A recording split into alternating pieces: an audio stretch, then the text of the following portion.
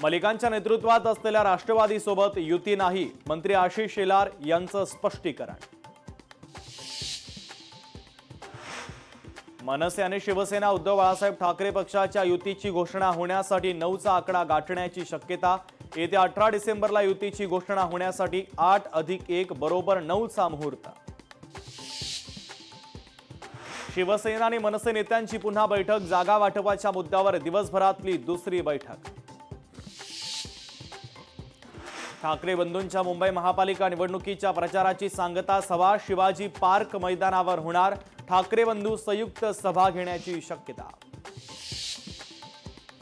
निवडणुका जाहीर झाल्यानंतर ठाण्यामध्ये राजकीय खलबत, महाविकास आघाडीची रात्री गुप्त बैठक। राजन विचारे, अविनाश जाधव आव्हाड बैठकीला उपस्थित। बंडू आंदेकरसह आंदेकर टोळीवर अजून एक गुन्हा दाखल। काल दिवसभर बंडू आंदेकरच्या घरी पोलिसांची छापेमारी। छापेमारीत 17 लाखांपेक्षा अधिकची रोकड, 2 पिस्तल आणि 1 एअरगन जप्त।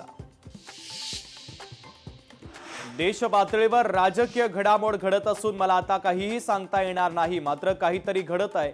मला फोन आलाय, खासदार धनंजय महाडिकांच्या वक्तव्याची चर्चा।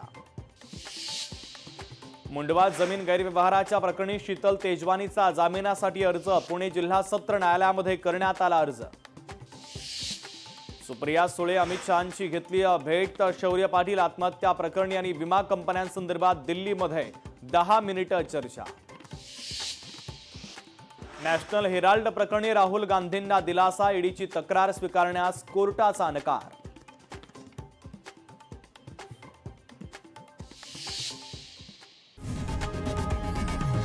लोकशाही मराठी ऐका, पहा, जागरूक रहा।